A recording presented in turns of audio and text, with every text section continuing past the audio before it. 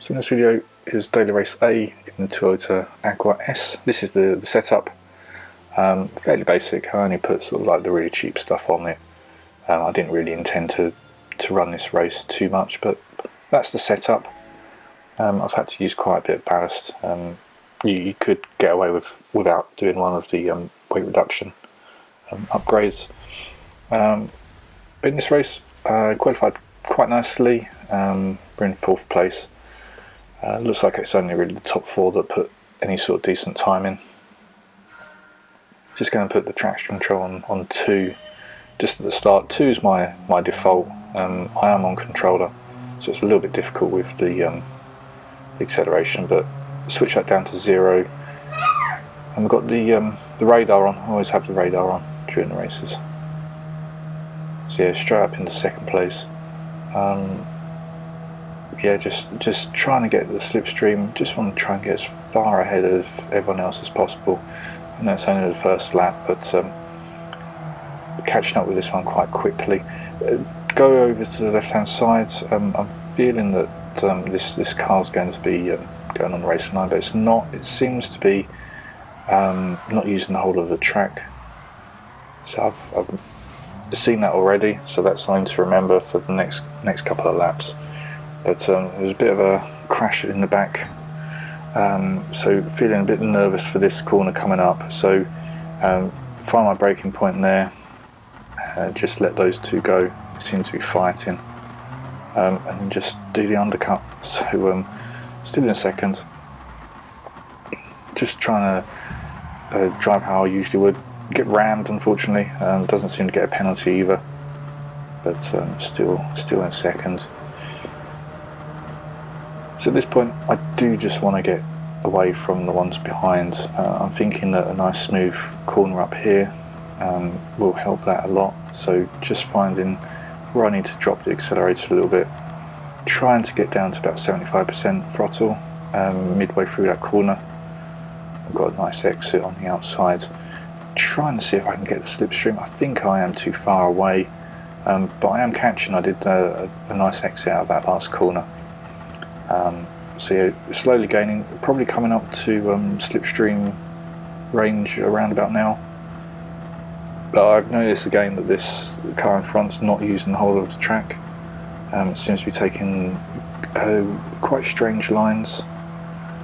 So again, for this corner coming up, I've decided I'm going to go left. It cuts across that I thought it would, and it hasn't gone over to the racing line. So I've went left, it followed me, I cut across, and it didn't bother to cut across onto the racing line, so I took the lead. I am expecting a dive bomb. As you can see in the radar, it still isn't on the racing line, and sure enough it does do a dive bomb. And we just fall back into 2nd. It gets a penalty for that, I think rightly deserved. There was absolutely no way that move was going to stick. Gets a penalty that he's going to have to serve on the next lap. So fairly happy just to stay behind this. I'm pretty sure I'd be able to overtake it into turn 2. So just finding my spot where I want to let go of the accelerator, so I don't brake around that last corner. There's no need to in these cars.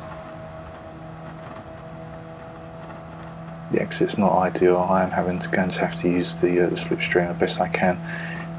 The car in front is trying to break the slipstream, but yeah, I'm just following it down.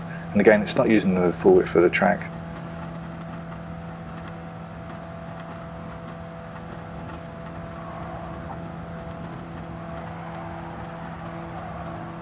So I was originally using the Honda.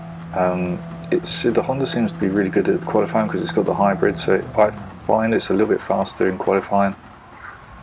But in the race, the hybrid engine does lose the battery.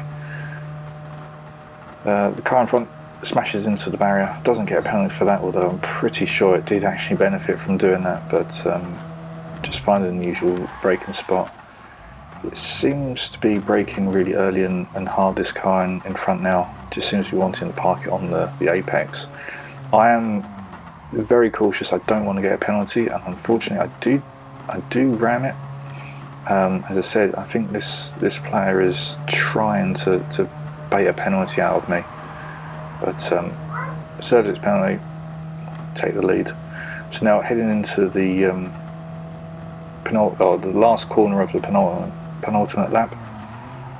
Just going to try and take a nice sweeping line through here, which I've done, and back onto the full throttle.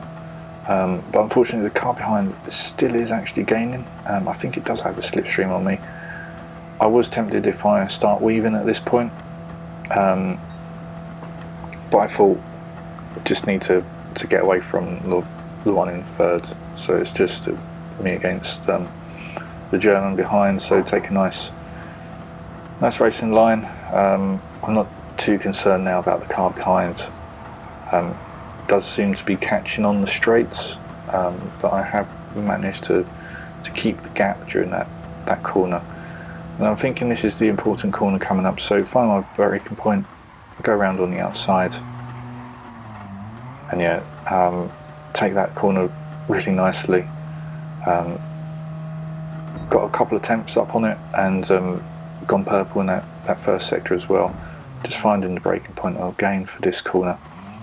Don't really want to give it an opportunity. This is where it dive bombed me on the first lap or second lap, so I don't want that to happen again.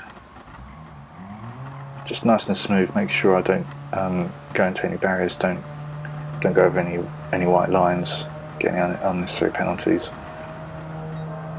And yeah, coming up to the last corner, so yeah, it's a beginner race, I think, this one. I am a beginner. I did play GT Sport a little bit, but yeah, these are the starter cars on a new track. I would have had these cars round Deep Forest Raceway, I suppose, and had Daily Race B at Trial Mountain or something like that. I don't think High Speed Ring really suits these cars.